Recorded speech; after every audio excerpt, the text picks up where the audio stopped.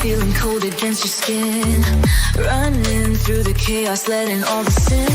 Temptation in a bottle, ready for the night. Craving for the thrill, it's time to ignite. Dark desires burning bright. Echoes in the dead of night. No retreat, no looking back on this heart attack. Hey, ladies and gentlemen, good to see you. Good to have you out there.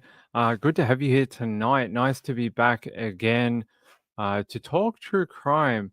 As you would have seen in the thumbnail, we know more about these people who unfortunately fell to their deaths in off that bridge in Sydney. Much more information has come out, and you saw in the thumbnail a photo of the two of them on their wedding day.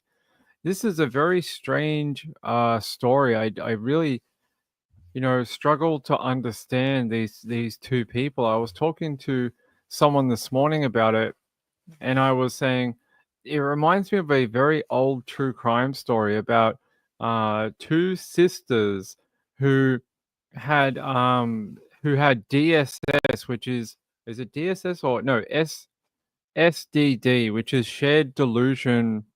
Uh, it's like basically where they both share in the delusion with each other, and these two sisters would run out into traffic and try to jump off of things. And eventually they did do this and they died.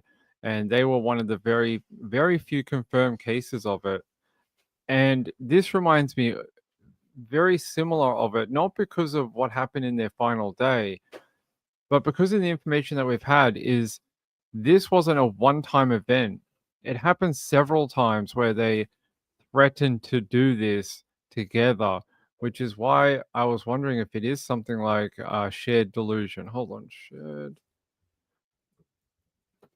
delusion. Yeah, SDD, what they call shared delusion disorder, which used to have the French name, which I'm going to butcher it, but it's folie à deux, which you might know from true crime. This is the old name for it. They don't call it this anymore.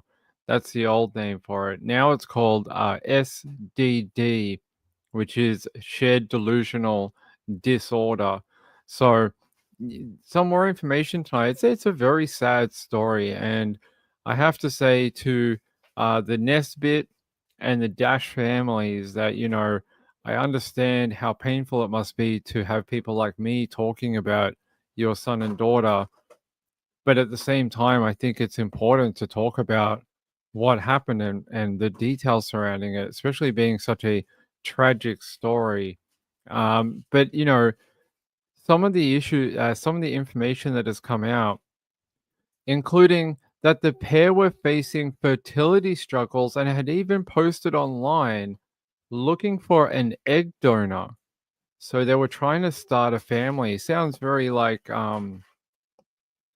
it sounds, it's like what a lot of couples may go through in infertility problems. Here's that beautiful photo of the two of them. I like this photo. That's why I chose it for the thumbnail. They look so happy on this particular day, and a very sad end to them. Here's another photo of the two of them here.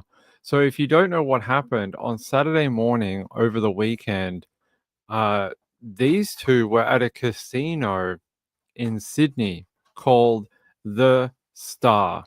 And it is sort of like just any large casino in any city. And eventually there was some sort of agitation with the man here. And they said that they eventually asked him to leave the casino. So his name is Stephen, and his wife's name here is Angela. So Angela and Stephen. Stephen apparently had some sort of, the word I would use is the word I want to use is breakdown, but it's not the word that I've been sort of wanting to use. Just erratic. There you go. Erratic in the headlines here. Erratic behavior inside of that casino. They were asked to leave, and by the time that people were alerted to the situation and police got involved, Then the police got a phone call, basically, or a call over the radio, saying that there had been an incident nearby where two people had been injured after falling from a height. So by the time anyone tried to do anything, it was all over, and these two had fallen to their deaths.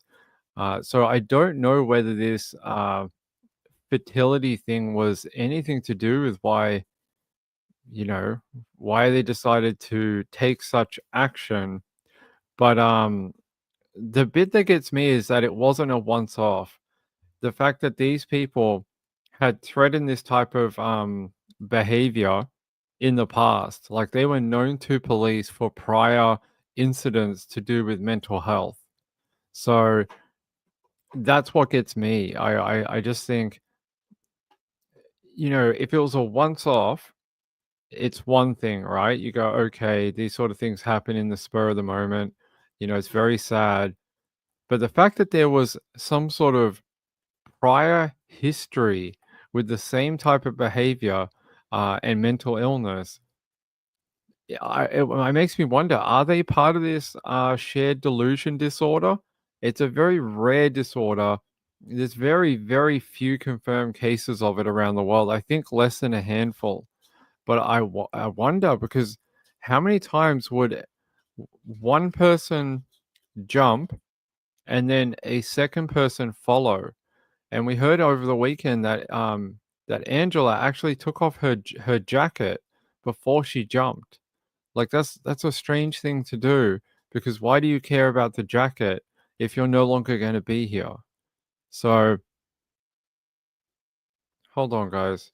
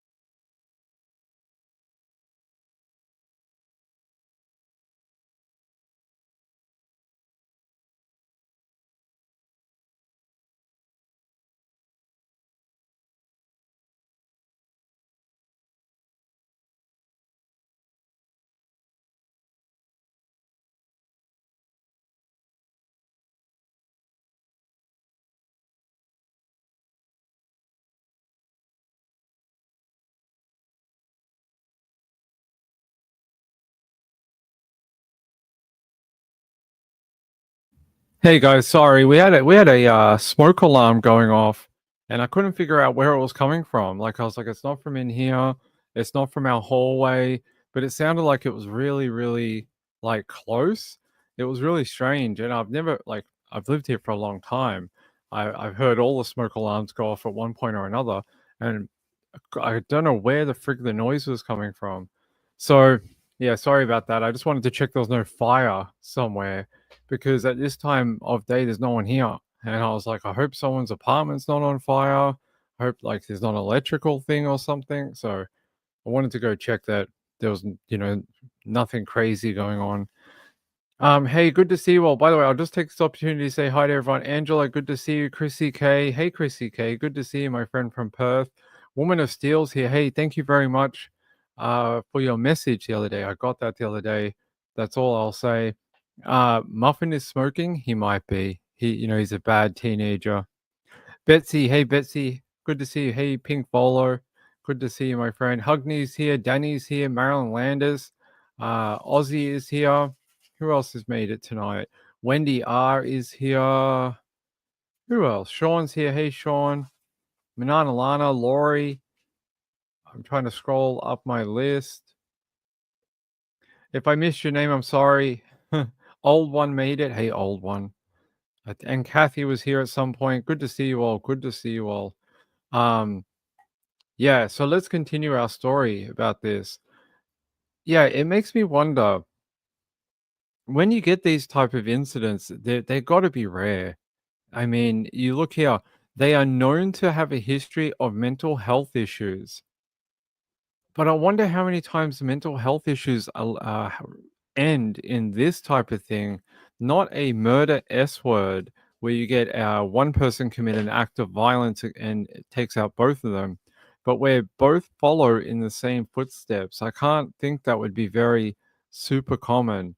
That's why I want to know whether any of their like psychiatric kind of things could here.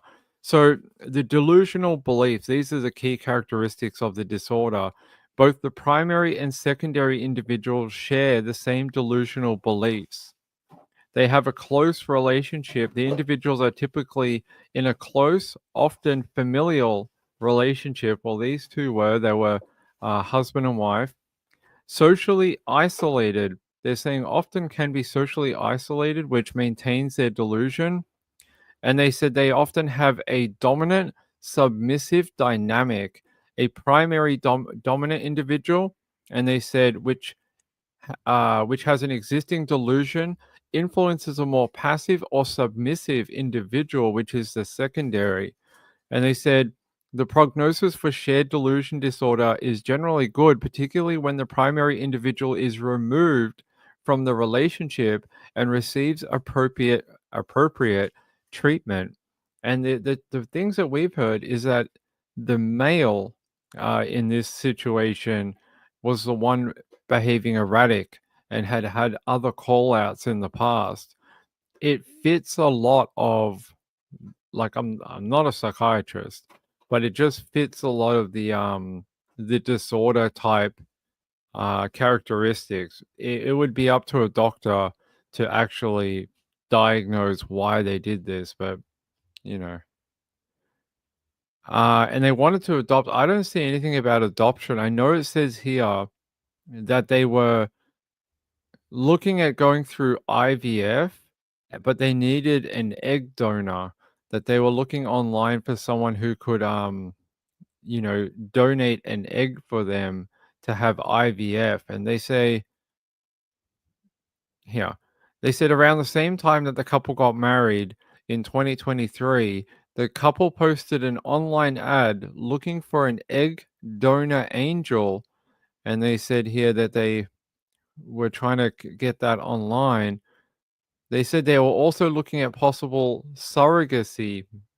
They're saying Angela, this is Angela here, was also a part of several online groups surrounding these topics of like IVF, surrogacy, egg donation, conception type, support groups.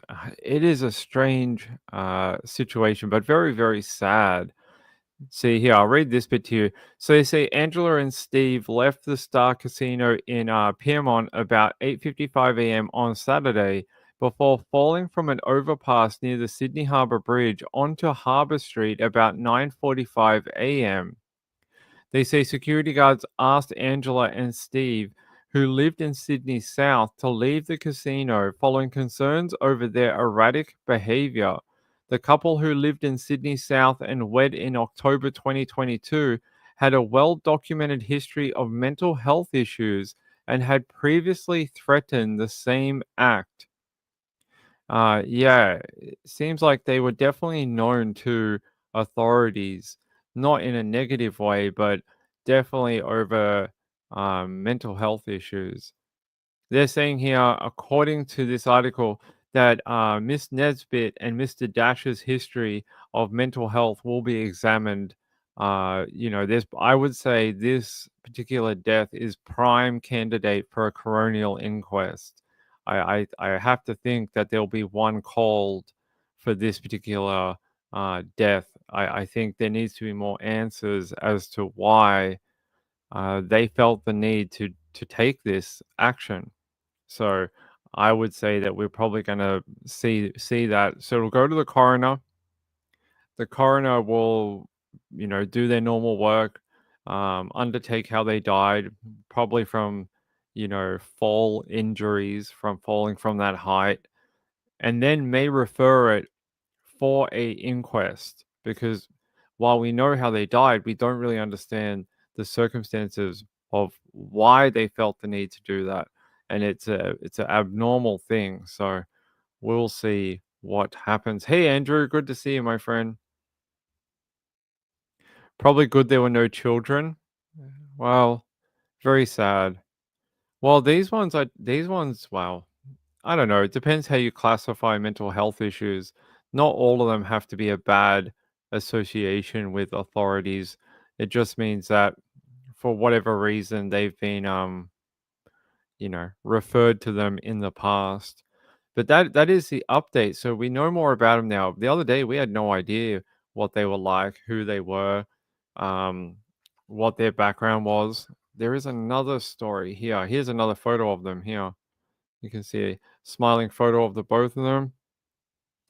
They say a married couple's visit to the Star Casino in the final hours before their public double S word is under investigation by New South Wales police. And they say Angela and Stephen walked out of the Piermont Casino 8:55 a.m. on Saturday after security asked them to leave over their erratic behavior. They're saying police sources said Miss Nesbitt and Mr. Dash left the casino. A comment was made to security about S word, and they said the security promptly acted to raise concerns over the couple's welfare, sparking a desperate police search for the pair. Um, they said less than an hour later, as officers looked around the area, they received a report two people had fallen from a walk bridge near the Western Distributor onto Harbour Street. A report into the couple's death will now be prepared for the coroner. And they said here, police sources said what the couple's visit to the Star, including if they had been gambling, would be under investigation. I hope they were not gambling at the casino to try raise the money for the IVF treatment, and that it went very poorly and maybe led to their erratic behavior. Like that's a very far, that's a very far bridge to try and get to, but it's just, you know, spitballing here. Danny says, I didn't know Ping was on tonight. Yeah, we life has sort of been a little bit up and down lately. Like yesterday, we were supposed to be back at 2:30 from the doctor, and we didn't get back till 4:30 because they were delayed at the hospital. So I didn't have time to do a show yesterday, just the way it is at the moment. Hey, Agatha Misty, how are you? Put a gambling issue into play, and that adds another layer of potential distress. I agree with you. Like I said, maybe they were gambling to try raise the money for their egg donation, surrogate, IVF. Like they're all very expensive. They're not cheap services for people to access. They cost a lot of money. So maybe they didn't quite have the money to make their family dreams come true. Ozzy said, I think you get a couple of IVF tries, don't you? Or is that in Victoria? I don't know about New South Wales. Hold on. New South Wales. New South Wales. Free IVF Medicare. Let's see if it is free on Medicare. Yeah. While IVF in New South Wales is not completely free, the New South Wales government and Medicare offer rebates to help offset the cost. Medicare provides rebates for many fertility treatments, particularly if a medical cause of infertility is diagnosed, and the Medicare safety net can offer further assistance once out of pocket expenses reach a certain threshold.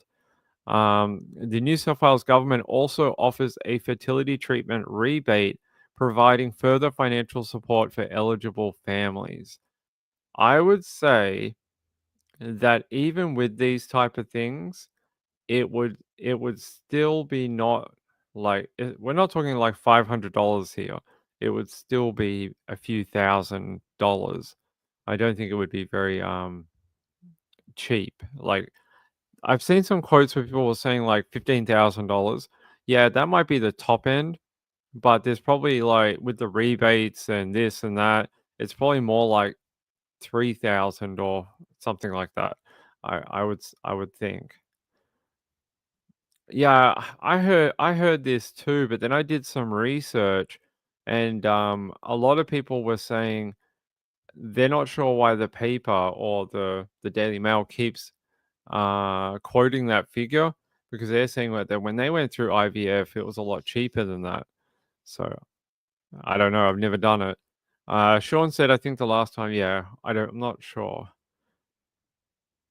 Gail said, but if they have certain mental health issues, would they still get help with IVF if they were on medication? I'm not sure how how the intake form works for IVF. Whether if you have mental health issues, will they deny you service or not? And Danny said, I find nothing particularly perplexing about this. Never, I don't either.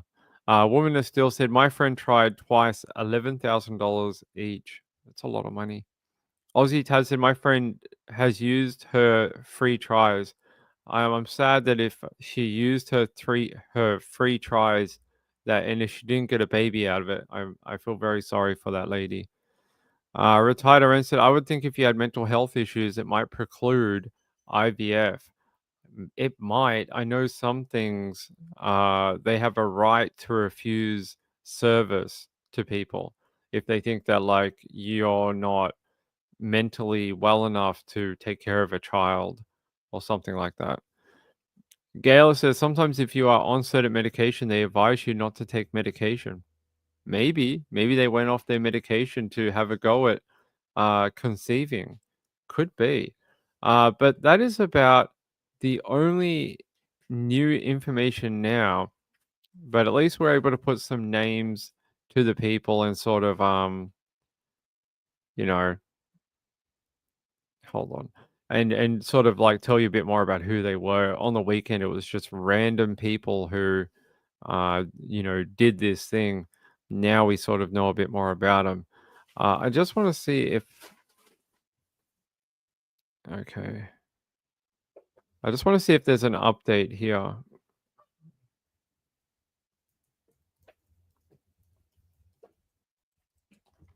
Just want to see if we have another update video for you. So they were only identified like this morning. That's when the new information came out. I just want to see if they did an update that you guys can watch. Who the F is calling me?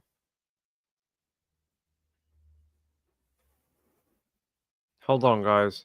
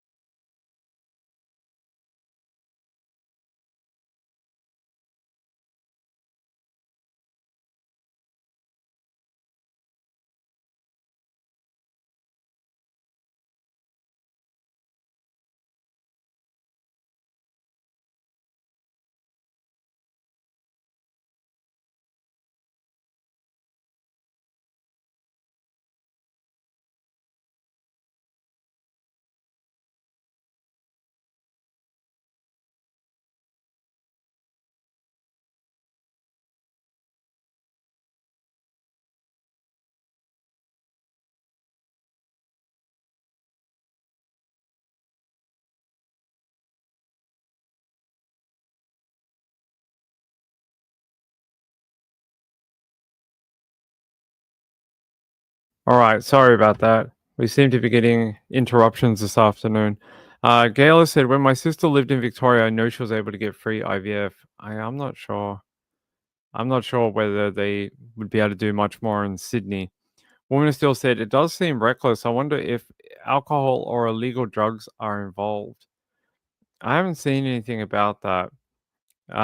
Gail said, no matter why they did it, it's still very sad. I agree. IVF has stats of 40 to 60% under 40, but over 40 it tops to 10%, but people are desperate. That's why they have all these industries in other countries for surrogate or, things like that, which they go to other countries because the laws are not as severe. All right. That's your update for that. I thought we'd have a little chat about Emmanuel, and we'll see what's been going on in this one. There was a bit of an update earlier today, if I can get to it. Come on, computer.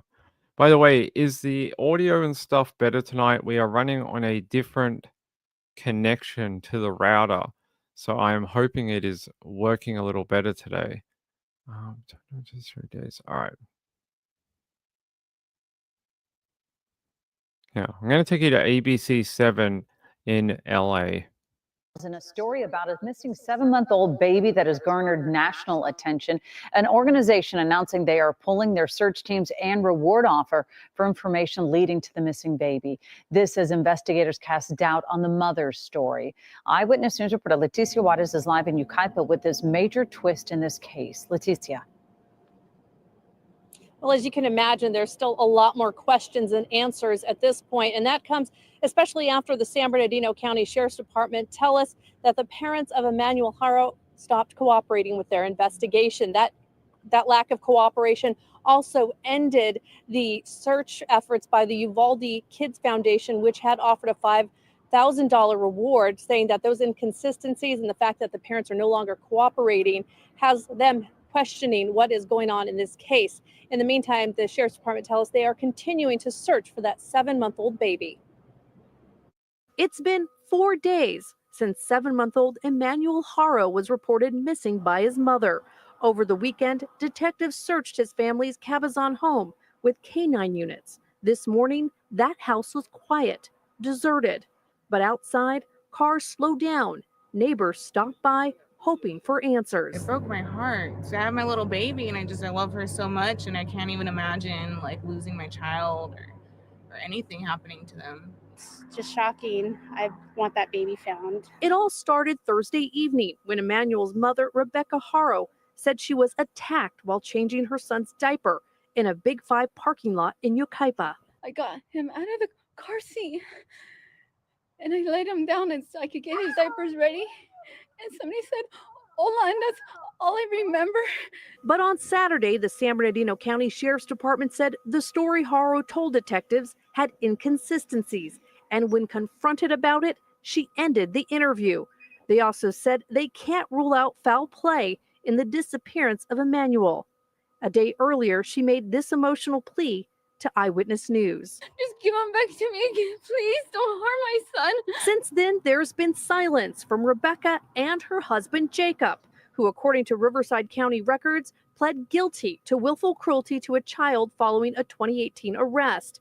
On Sunday night, the community gathered in the parking lot of Big Five for a candlelight vigil to pray for Emmanuel's safe return and for answers. They'll find out, and it'll be soon, I'm sure, and everybody will have their answer. And we're hoping that it's not what we all assume, but we have to wait.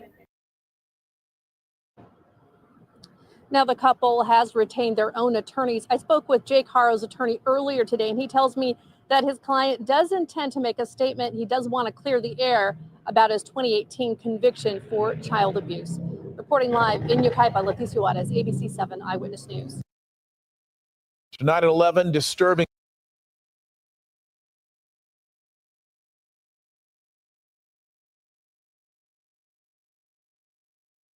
You know, it's never a good thing when they seize a vehicle from somebody. You know, the police are not exactly looking in other directions. So it says the San Bernardino County Sheriff's officials say they have seized a vehicle belonging to the father of a baby boy who was reported missing last week. The mother of the 7-year-old Emmanuel Haro claimed her baby was kidnapped last Thursday after she was attacked while changing his diaper in a parking lot near a Big Five store in Yucaipa. They said on Saturday, the investigators had found inconsistencies in the mother's story. And they said here the mother was confronted with inconsistencies in her initial statement and declined to continue with the interview. Although I saw a video, it might be that one, earlier today where their lawyer, who they retained, is saying that the mother was shown that CCTV footage that the police found from across the other side of the car park, and he's saying that it matches what she said, that something drops and XYZ. I find it odd that cops would bring you into an interview and show you CCTV if they didn't think there was something off about it. If they thought it verified your story, why would they show it to you? They wouldn't. They would just be like, "Yeah, we found CCTV, we verified your story. Good work." They wouldn't be showing it to you in a police interview. So I question their whole what's on the video matches what she said happened. So very strange, but it's going in a very bad direction. The fact that they've taken now a vehicle doesn't, you know, doesn't hold out a lot of hope, unfortunately. If we go to KTLA, they have more about the vehicle. Yeah, as the investigation into the disappearance of the 7-month-old continues, investigators have confirmed that a vehicle belonging to the boy's father was previously seized to be processed for evidence. They say detectives collected the vehicle of Jake Haro as part of the investigation, looking for evidence potentially linked to the boy's sudden disappearance. Interesting. And they say Jake and Rebecca are believed to be the new focus of the missing persons investigation after authorities began to suspect the story of the boy's disappearance was fabricated. No, I'm shocked and outraged. They're saying here Rebecca initially claimed that her son was taken from the parking lot of a Big Five sporting goods store on August 14th in Yucaipa. And they're saying an investigation was launched and deputies from both the San Bernardino and Riverside County Sheriff's Department searched the area for any trace of the infant and his alleged abductors. An Amber Alert was never issued by California Highway Patrol due to lack of a vehicle or suspect description. That's interesting. And what else are they saying here? They say search warrants have been served at the family's home, including text, computers, and other communication, and cadaver dogs also sniffed around the property for any sign of the missing boy.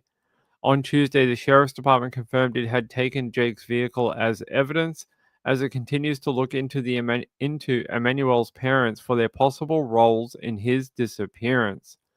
And they say here that a former FBI official said, "It clearly tells me they have a reason to believe that the child is deceased, unfortunately." And then Jennifer McGraw from, no, it wasn't Jennifer McGraw. She was told by the FBI agent, former FBI agent, "I think that's a natural assumption." Yeah, like I was telling you guys the other day, they're not going to drag out an entire team of people, cadaver dogs, and all this team of thing to go search around a property. If they're like, this might have happened, they're just not going to do that. We saw a story the other day about a woman who went missing in her car with her child. And the cops were like, yeah, we searched around here. And then the YouTube people came in and found the car within 10 minutes. So the cops must think they're onto something to use all those resources, call in a cadaver dog, take vehicles for processing, serve search warrants, looking for cellular phones, looking for any communication between the parents, anything like that. It tells me not that they're looking for an abductor, they're looking to build a case.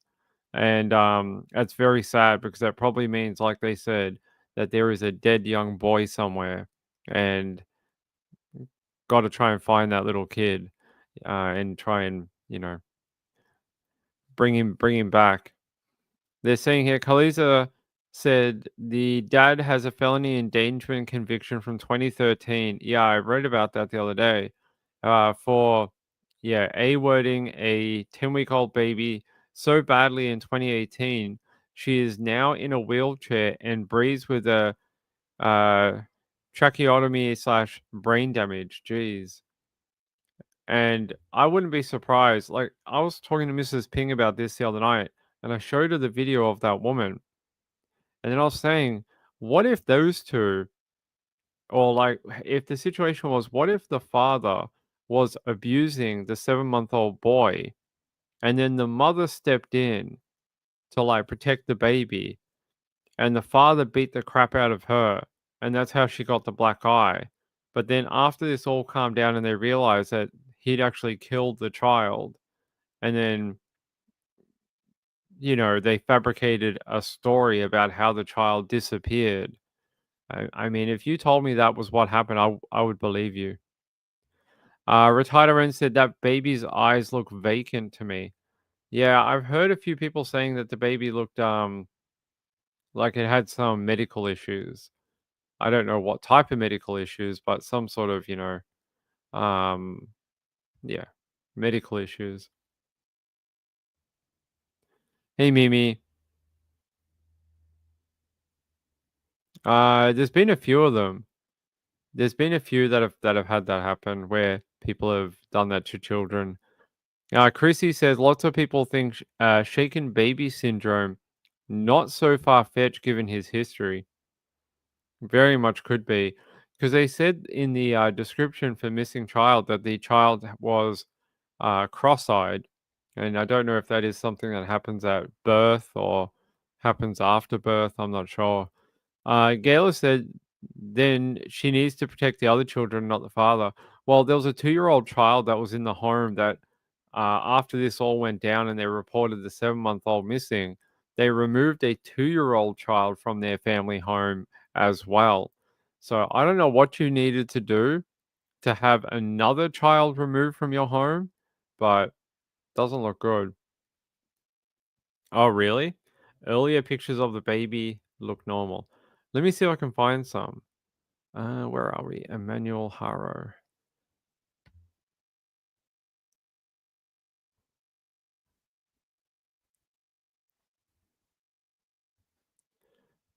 Trying to find, yeah, like, I mean, yeah. Here's the photo that we've all seen of Emmanuel Haro right there. And then there's a slightly different photo. I was trying to see if we have any, like,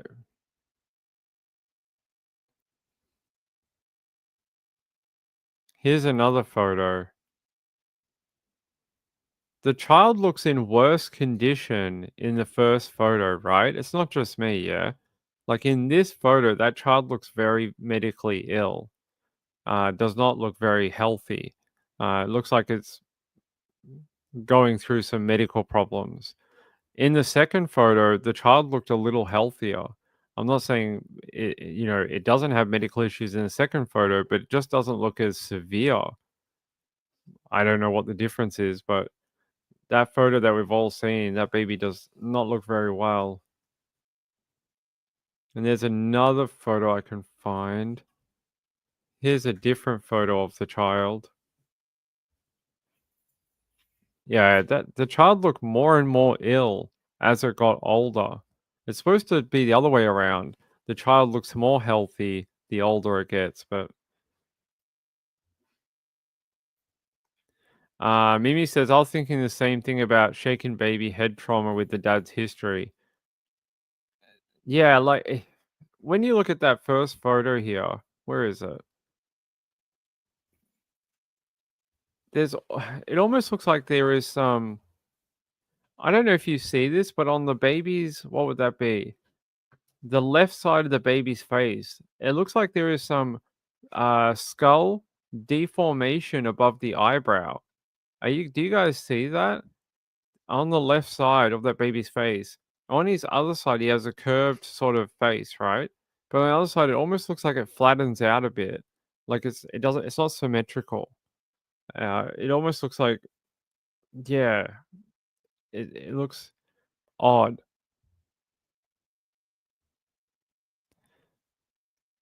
Yeah, it almost looks like it's been damaged. Like babies' skulls are very soft, so you got to be very, very careful.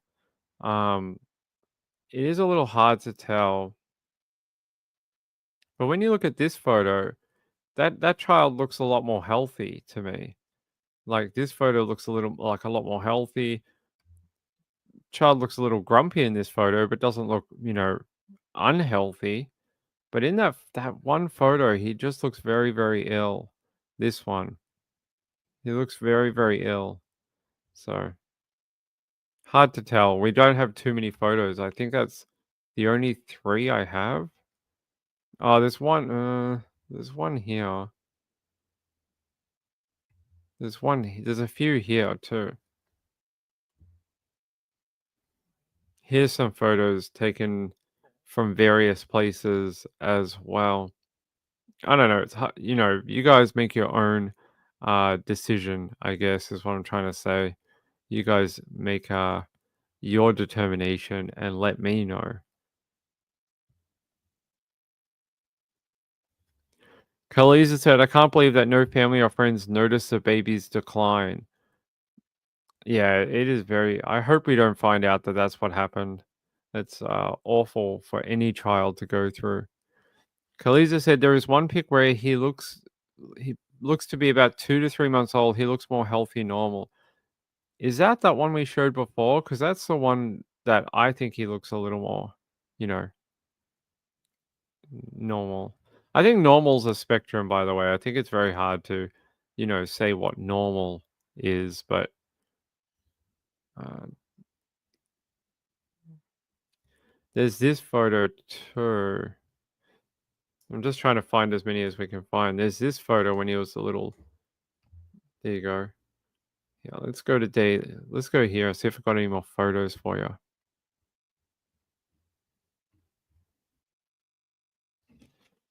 There's a photo with the baby and the mom too. When the baby's very young here, very young. So there you go. A few. Hey, Danny, fetal alcohol syndrome? Maybe. I mean, it's a possibility. Kahila says I'm not normal and happy to say so. Um, Ozzy said, have his eyes gone straighter now? Or is it just me? He appeared more different when younger. I don't think his eyes have gone straighter. They described him as cross-eyed when they put out the alert for him. SP Mom said, boy, he does look deformed, not normal, droopy like a stroke or something's happening. Could be. There was a fire across the street from the parents' home? Okay. Yeah, he doesn't look like a happy baby, no. This one looks more normal. It's hard to tell. You don't get a very close-up view of his face, do you?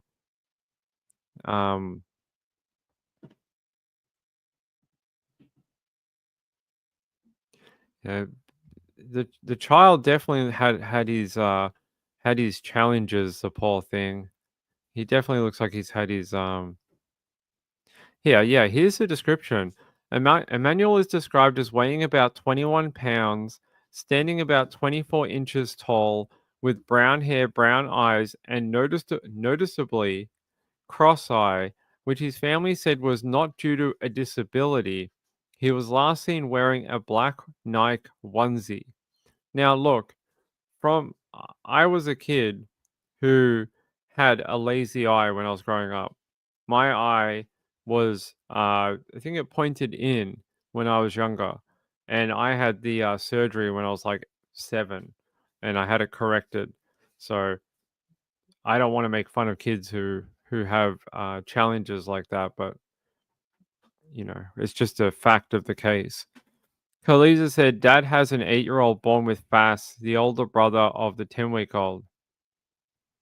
So this family's obviously got their substance issues.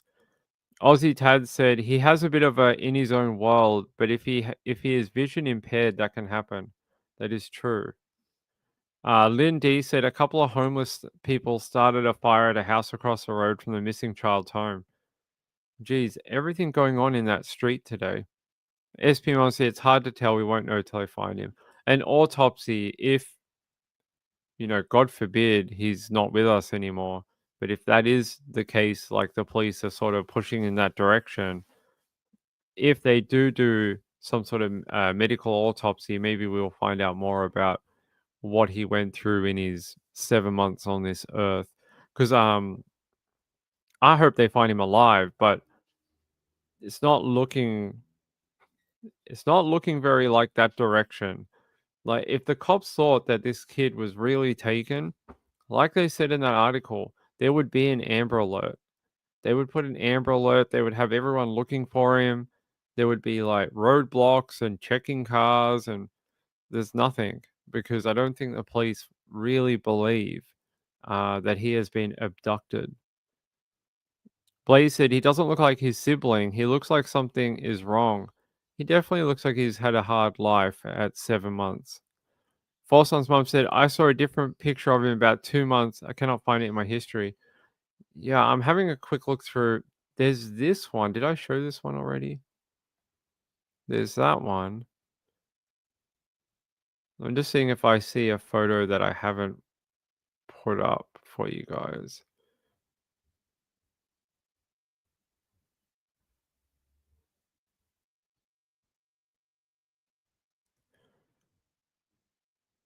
I think that's all the ones I could find just from using the image search anyway. Yeah, I can't find anything else. I think I've shown you about the half dozen I can locate.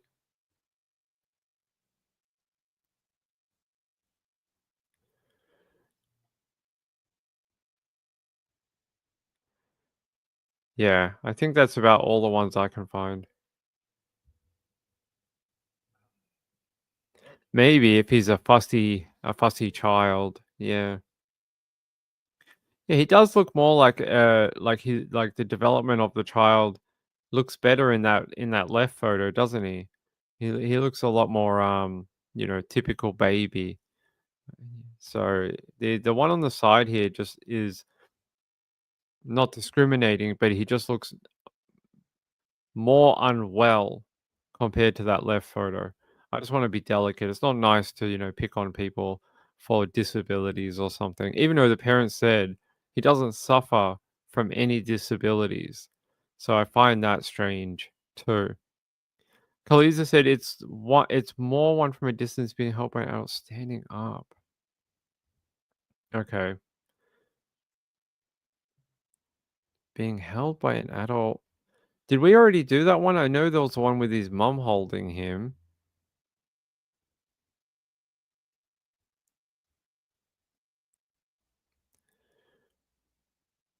Someone posted this is very interesting.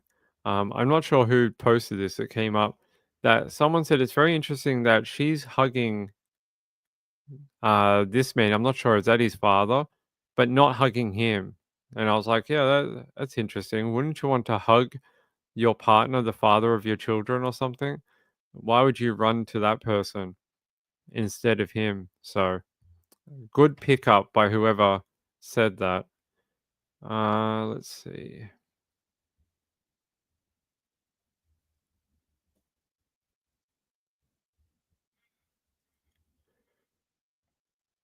I'm just trying to see if there's any others in my search history. No, I don't really see any more. No, you guys must have a better source for secret photos than I do. SP Mom said parents are unreliable. Many issues won't present until later, but something is clearly. Yeah, I agree. They are monsters. If we find out that they had anything to do with this little guy's demise, They should, yeah, they are 100%. Warner still said, "My son was so excited and busy at 7 months. This guy seems unhappy." They say he doesn't have disability, but the kid is like looks looks like his development is delayed somewhat. Almost like why is he always lying down?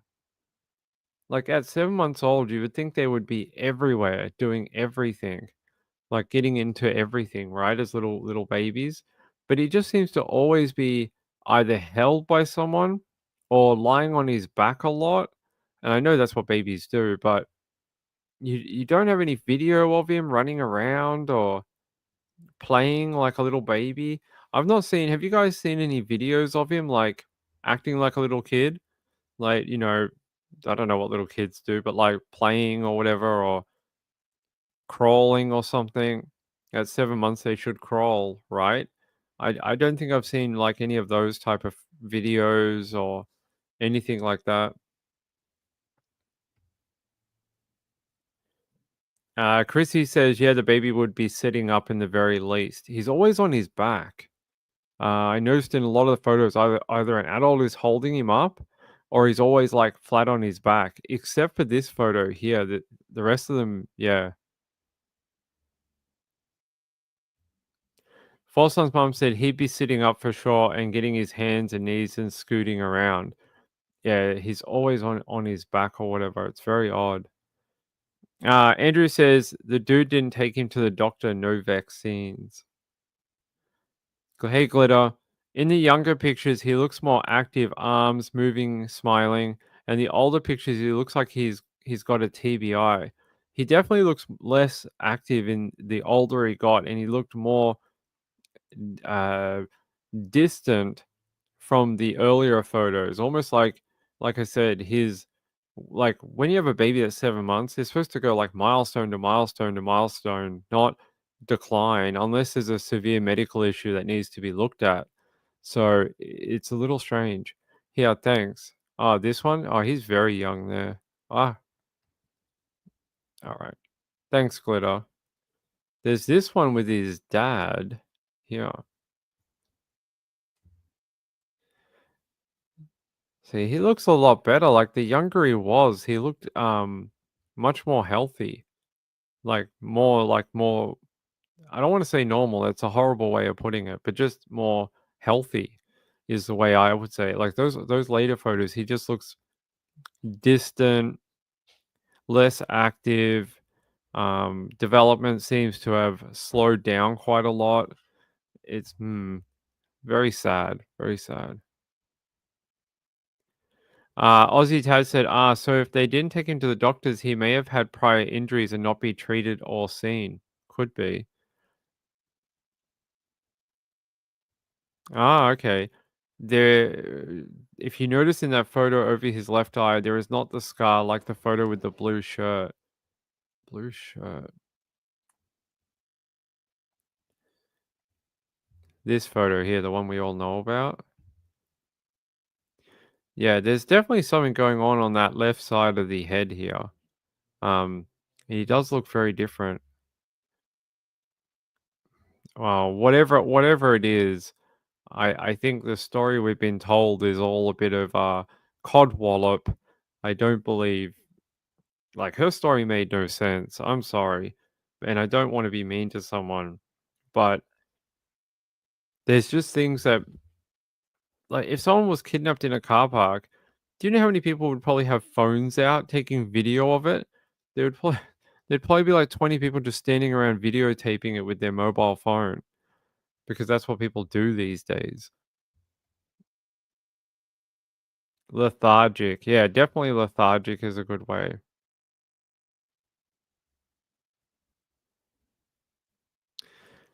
Jojo said the reason she said the baby fell is because she know he's injured. Yeah, one of her descriptions, like, what did she say? She said, "Oh, when I came to, I started looking around the car and looking for the child. How did the child get around the car? Like, that's like, what are you talking about?" She has some odd way of describing things. Glitter said, being observant is not being mean. I know. I just don't like picking on people that can't help like the way they are. Kaliza said, the left side was normal in that picture you just showed with his dad. It was. It definitely looks like impacted. Like it's not symmetrical. It definitely looks like I mean, I know photos are hard to tell, but his face definitely above the forehead, above the brow line, definitely doesn't look like a mirror image of each side. And I know it's only like a very tilted photo, but it just doesn't seem right. It seems off. Poor little guy. Yeah. Is there anything we notice again in this photo? You notice it too. Yeah, I'll show you. Yeah, in this photo, see how that side it looks symmetrically okay. It's domed. Bone formation looks pretty good, but on this side, it looks just off. It looks like yeah, it looks like it's been damaged or like baby's bones are soft, and I wonder if it's been pressurized or something. So, Mimi said they went into the big five a few days before asking for camera footage, saying their car was broken into. Guess they didn't think about the other businesses were about them having footage, so busted on their story. Unaware of his surroundings. Definitely seems a bit like that. Danny says Google fetal alcohol syndrome. Okay.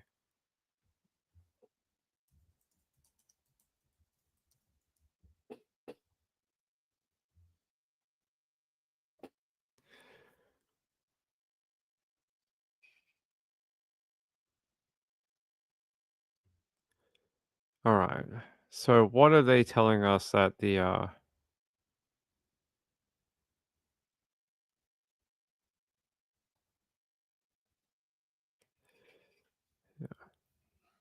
so what do the medical journals say? They say a small head, small eye opening, low nasal bridge, flat midface, smooth philtrum, which is a cupid's bow, and a thin upper lip. Does he describe those characteristics?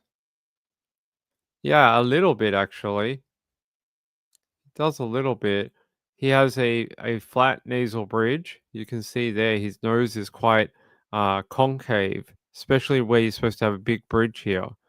And his eyes, especially in some of the later photos, do look small. And Cupid's bow doesn't look smooth, but it's not uh, formed fully either. So maybe you're right, Danny. Maybe.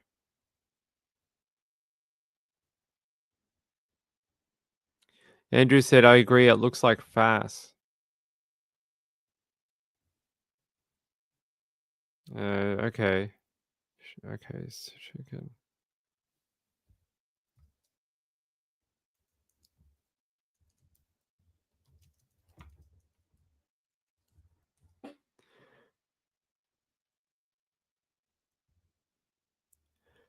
So it's got a less symptomatic or display of symptoms than the other one, but they say pale or blue skin and lethargic eyes. That's interesting because I think in some of the photos his skin does look a little miscolored. I think it's one of the things I noticed in the photos of that little boy. His skin does look like like almost like his pigmentation is off or just his coloration is off in some of them. And what else does it say? It says pale or blue skin and lethargic eyes. Well, he does have lethargy in his eyes, definitely. Andrew says, "Who hit the mom?" I think it was the boyfriend or husband or whatever. I think it was him. I think he beat the crap out of her. I think my pick. I don't know if it's going to be right, and I don't often like to offer predictions unless it's facts. But if you gave me two sets of stories and asked me to pick which one I thought was more true. Her version of events, or that the father was beating the crap out of the baby, she stepped in, and then he beat the crap out of her. I would pick the other story, the one I just said, not her version of events. I'm not saying either of them are real. I'm just saying that one seems more likely to me, given the history, the injuries occurred to other children, um, a bunch of other, stuff like that. So Carliza said he looks vision impaired, which could also be a sign of shaken baby because they can have detached retina. Maybe. Where's the guy's parole officer? I know. Yeah, he definitely abusive. Definitely, definitely. Jojo said the police took one look at the baby and said this isn't adding up. I don't think they even looked into her story.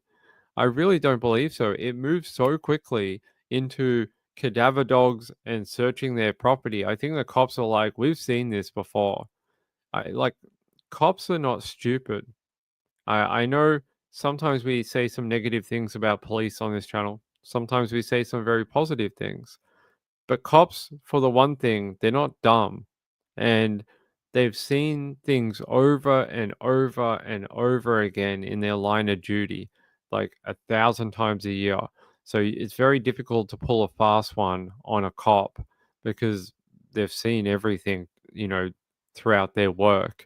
So, I mean, I think you're right because I've never seen an investigation move to cadaver dogs in like 4 days.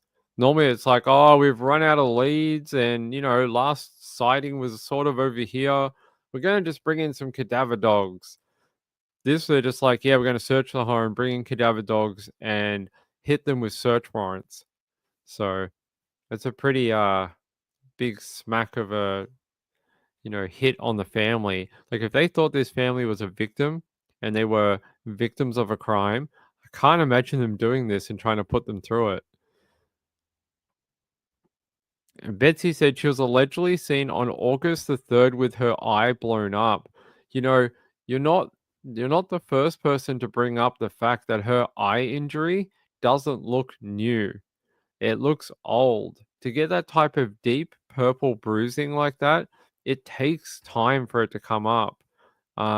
It's not like an overnight thing, especially if you've got like that deep bruising like you see on her face. That's almost like 3 to 7 days after the injury type thing. First couple of days you get a lot of redness and some bruising, but when you get no redness and then just purple, that's like, a period of time after the injury.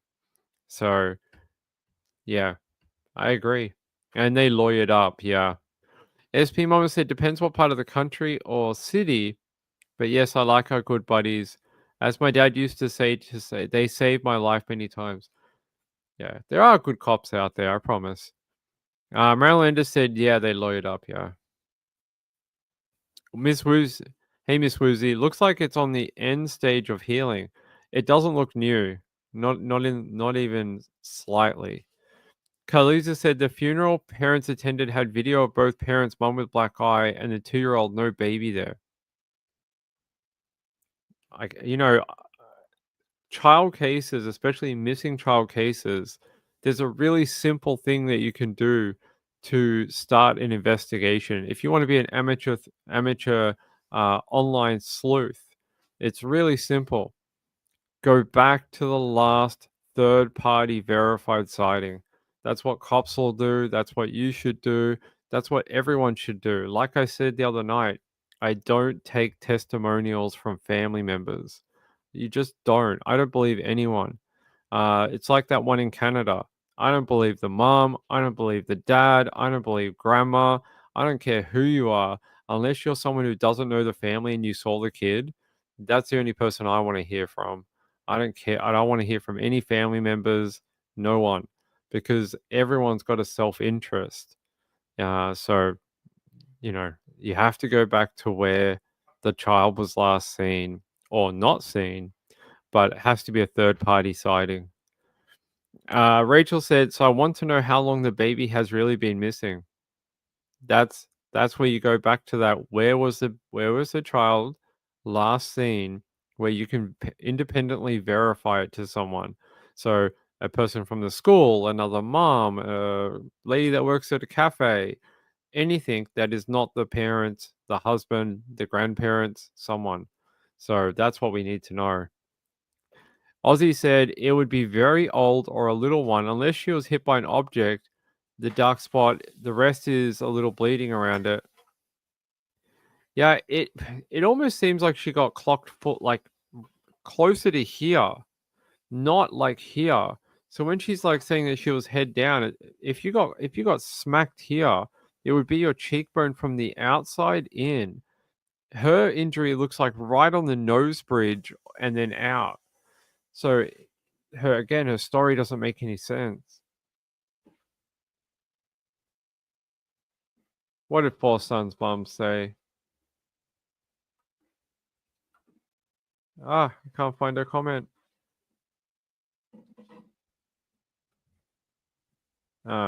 Yeah. Okay. Glitter said, yeah, she looks like she was backhanded really hard, like that. Yeah. She got pimp slapped. Four Sons' mom, yep. Aussie Tad said there doesn't seem to be much yellow though. Old bruises usually yellow too. It could have been like it could be really old then, because the yellowing tends to go away when you get the purple. You tend if your purple coloration is sort of set in, and you only see the purple, it means that yellow and like the other colors surrounding it have sort of already gone down. So, and I can tell you, as someone who has, before I got my new bed about a month ago, I have kneed the corner of my old bed about 160,000 times, to the point where I basically permanently had a purple bruise on my knee for years. So I've seen it, all the time. Yeah, that stupid bed had one of those old footrests on it, and it had a pointy corner, and every time I'd come into the bedroom, I'd knee it because it was right at the height of my knee. And yeah, like I said, for years I had a permanent purple bruise on my knee from every time I'd walk in, just knee it straight on the corner. It got so bad, it was like I was getting bruises on bruises in that location. It's awful. So glad we have a new bed. Miss Woozy said, I've punched myself in the eye with objects before and then had to explain that no, it really wasn't someone else who did it. That's pretty funny. Ping, you knew it was there, says Mrs. Ping. Actually, she used to do it too, right? Knee your knee on that stupid bed thing. I know, because it was about the height of where your knee is, and then walking past it, you always nick it. Yeah, I had bruises on my thighs. Yeah, she's a little. From all that. She's a little shorter than me, so it would always get her in the thigh or the calf. But for me, I'm tall, so I'd just whack it with my knee every time. Oh, hate that stupid bed. Sort of glad it's gone. Yeah. All right, let's see. All right, let's see if we got one more update out of this. Let's check it out. What's going on over here? No, we don't want to do that. I want to talk about the little baby. I'm trying to get back to my my news story there we go, that we had before.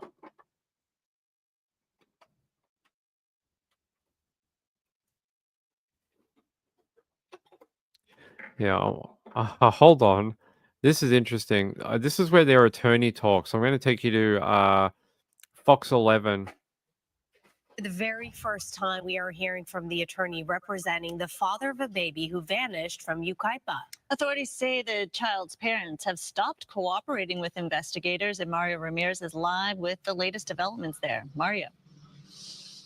This morning, I spoke exclusively with the attorney for Emmanuel's father, who tells a different story, saying the couple's been working with investigators, turning over phones, laptops, and passwords, all connected to the desperate search of their baby, who's been missing for nearly a week now. Seem law enforcement is doing anything to find this child. That message from the attorney representing Emmanuel's father. He's holed up in his house with his family because they are not getting the support that they need. They have people trampling on their property. They have death threats being made. The 7-month-old was reported missing by his mother, allegedly kidnapped on Thursday of last week in a Big 5 parking lot in Yucaipa. Someone said hola to me, and that's all I remember. I woke up on this floor, panicking for my son because I couldn't find him. I looked around the truck. If you see anything or hear anything, please come forward. I'm begging you, please. Bring my son back to me. Detectives now say Rebecca's initial story has inconsistencies, and when confronted, say she ended her interview, adding that Emmanuel's parents have stopped cooperating with the investigation. The father's attorney tells me that couldn't be farther from the truth. I can tell you that Jake and his wife have not slept. They have not ate. They are doing everything in their power to try to find their son. The major concern at this point is, how do you find your son when law enforcement has your vehicle? Law enforcement has every way that you can contact the outside world. How do they participate in the search? They're limited financial means, and it's very clear that their own community is going against them without any definitive evidence that they did anything wrong. Court records show Jake pled guilty to child cruelty charges in a separate 2018 case out of Riverside County. He's currently on probation for those charges after he was convicted and jailed in 2023. He is currently on probation for that case. He did not serve 4 years in state prison as being reported. He reached that deal through a plea agreement, so he did plead guilty. He acknowledged his role in that situation, and there was more than one person convicted. None of that has been relayed through the media whatsoever. Hughes tells me the family received a tip over the weekend, a possible sighting of baby Emmanuel out of Bakersfield, and claims that law enforcement hasn't followed up on it. Well, I checked this morning with sheriff's officials here in San Bernardino who say detectives have been made aware of that tip but won't comment any further, saying when you get a tip like that of, you know, a sighting, potential sighting, and the cops are just like, nah, we're good, you know that they think it's all bullcrap. Because if this was like, imagine it was Madeleine McCann, and someone said, I saw Madeleine McCann in a suburb about an hour north of where she was abducted. Oh my God, there'd be cops, there'd be like SWAT team, and they'd kick in the doors of people. But the fact that this one, they're just like, nah, we're good.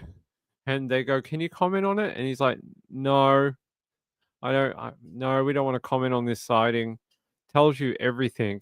Their language of not wanting to talk about it tells you that they're looking in a different direction. So, nice stories, dude. This guy, this lawyer, he's a cuck for taking the case for a start. Like, are you only here because you think it'll increase your profile? Is that it? Is that it, brother? Like, I don't understand. You're like defending them, and I get that's your job, but I question your motives. I think you think the PD does have blood. I think there's a reason they wanted that vehicle for sure.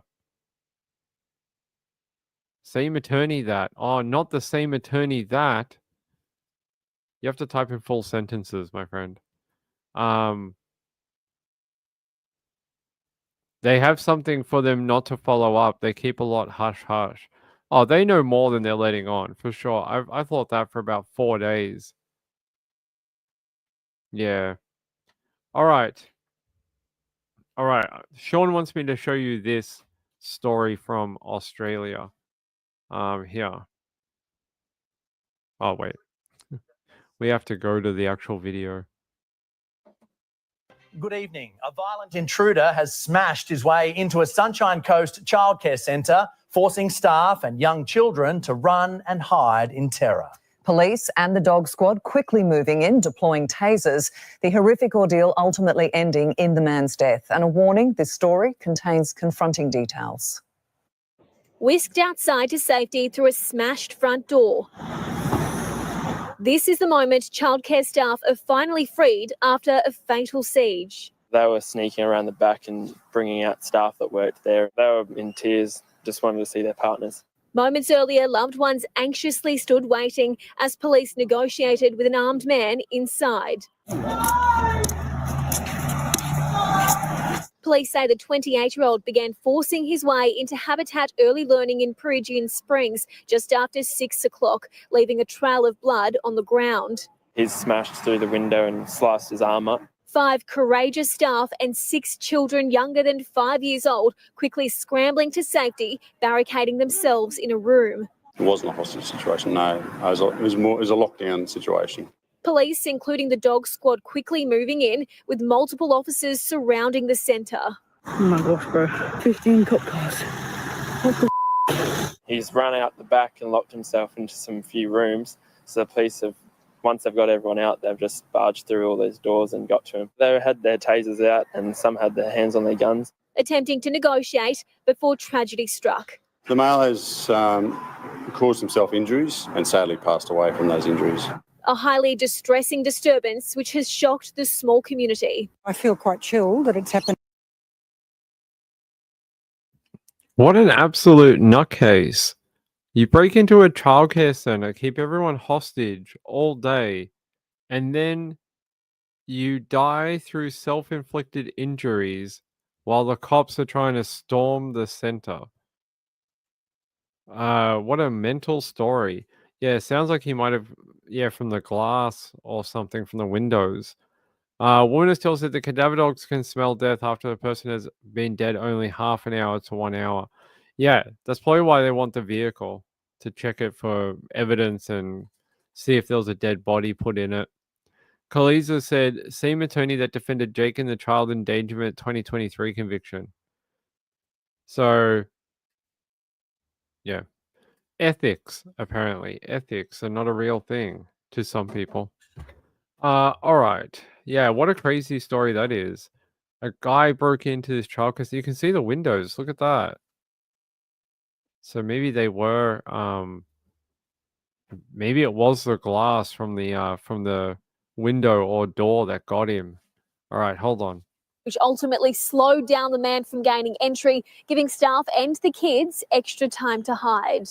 The staff at the childcare centre acted remarkably professionally and protected the children. I think that those early childhood teachers and educators are heroes. Police Union President Shane Pryor also applauding the efforts of officers on the ground, including one young constable who helped guide the children to safety, saying he saved these kids from a potential lifetime of trauma.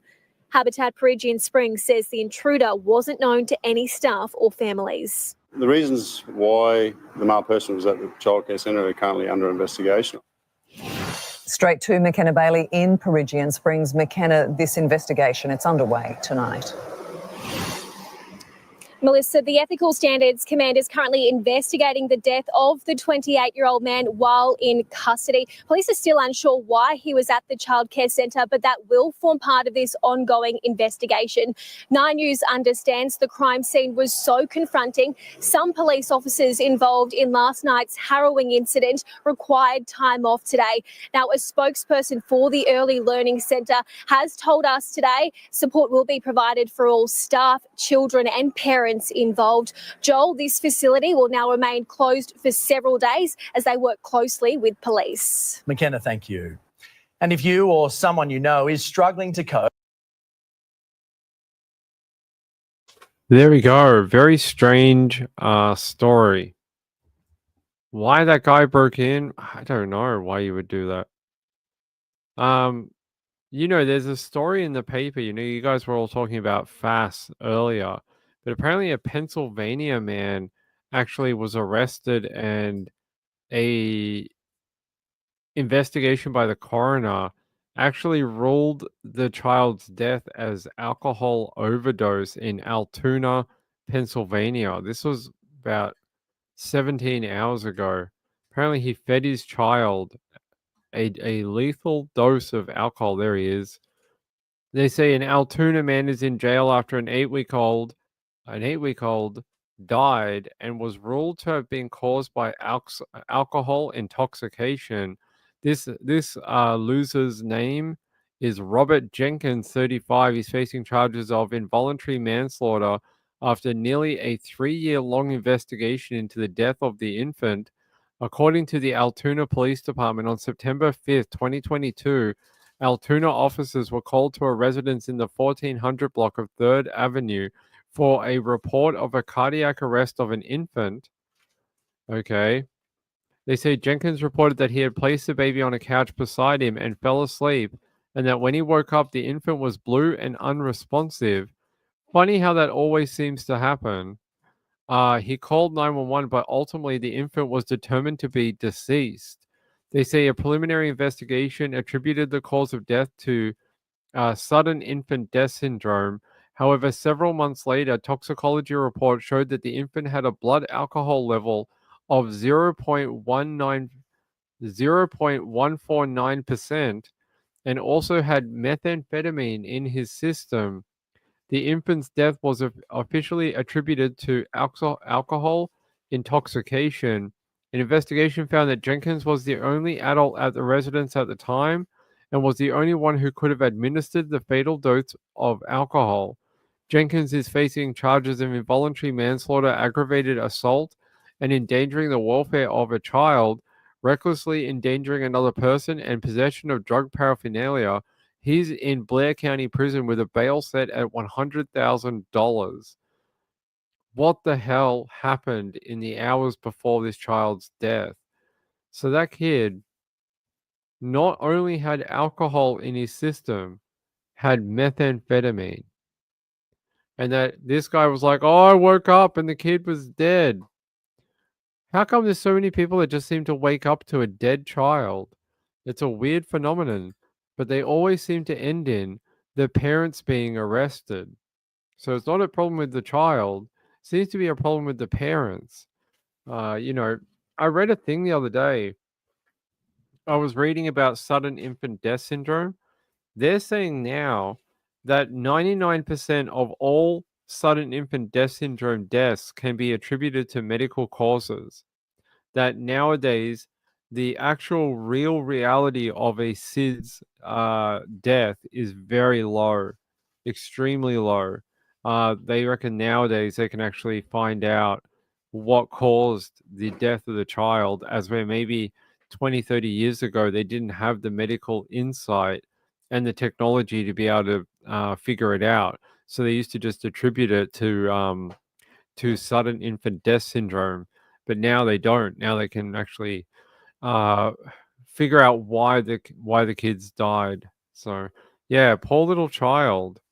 It was only 8 weeks old, so 2 months old. Very, very, young baby.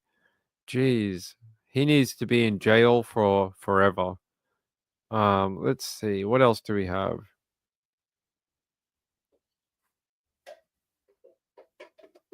What? Hold on.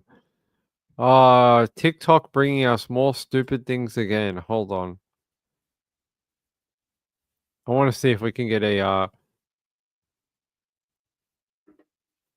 yeah, let's go to WTKR News 3, and I want you to hear about this. Well, your TikTok feed probably looks a lot like this. Dozens of video from everyday people suggesting children recently reported missing in Virginia are victims of mass abductions. But Virginia State Police say that is not the case. So here is what we can confirm. State Police, who oversees reports of missing people in the entire state, says 88 children were reported missing statewide last week. I know that number is startling, but state police say many of those children are missing because they ran away from home, and usually they return home not long after being reported missing. That said, state police say they have no evidence that the children recently reported missing are victims of any abduction ring, and they doubled down saying there is no evidence of an abduction ring at all. Now, reports of children missing because they ran away from home usually increases in the spring and summer. However, this is not to downplay the importance of finding them. The National Center for Missing and Exploited Children told me about the dangers those children face in a previous special report. potential gang recruitment, certainly violence, being the victims of violence, whether it's physical, sexual abuse, homelessness, protracted homelessness, recruitment. So I'm going to stop it there, but apparently the rumor started originating on TikTok, and it was about ice cream trucks. Apparently, they were being freaked out by ice cream trucks that were going around the area after midnight, and they were saying this was linked to all these kids going missing in Virginia, and apparently it sparked an online frenzy of people reporting that ice cream trucks were abducting children in Virginia last week. I think people have too much time on their hands. I don't think ice cream trucks are abducting 88 children from Virginia in a week. And they're saying, a guy posted on Instagram saying, "Am I the only one concerned about all these kids going missing in Virginia?" No, I don't think you're the only one concerned. But I don't think it's got anything to do with ice cream trucks operating at 1:23 in the morning. Okay, I find that very strange. They're saying videos of ice cream trucks are apparently being posted online because of social media buzz of basically them being involved in abducting children. Yeah, they say as social media buzzes with concern over reports of missing children across Virginia, a new trend has added to the unease. Videos of ice cream trucks allegedly operating well past midnight. Hey, stoners also like ice cream past midnight. Those ice cream truck drivers know. They know what time people start getting the munchies. They know. And they're like, we're going to operate at munchie hour.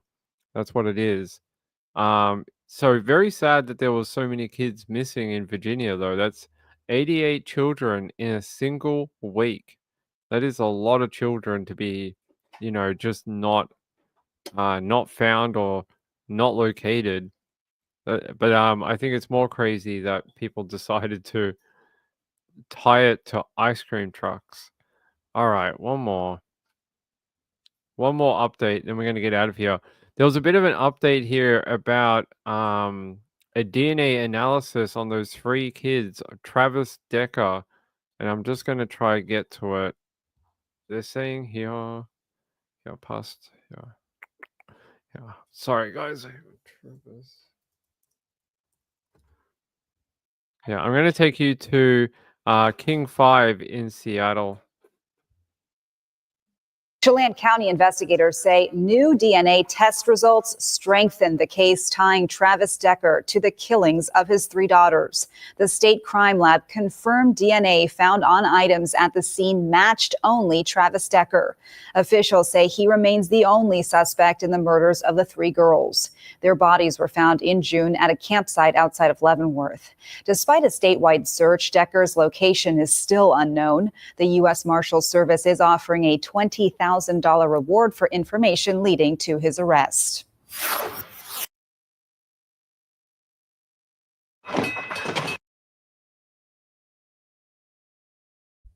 I think that tells you everything you want to know about the death of those 3 girls, Peyton, Evelyn, and Olivia. That the fact that Travis's was the only DNA found on those children, I mean, tells you everything you want to know, right? I don't know where Travis Decker is right now, but I don't know. You guys will have to tell me, do you think he's still alive? Do you think he's actually wandering around the countryside, hiding from authorities? I mean, I don't know. Maybe you guys have a better idea than me, but I'm not sure. Let me see. Officials provide update. Is that the one we just watched? Yes. So that was the update. Just that the DNA results from those children just confirmed there was no one else involved. It was just Travis Decker. So there's the CNN article about it. And there's the guy they're looking for.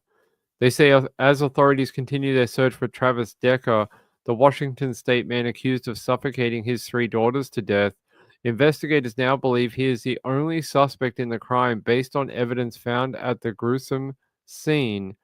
They're saying here the 5-year-old Olivia, 8-year-old Evelyn, and 9-year-old Peyton were found with multiple plastic bags over their heads. 2 of them had 2 separate bags over their heads, while the third had 3 bags over her head.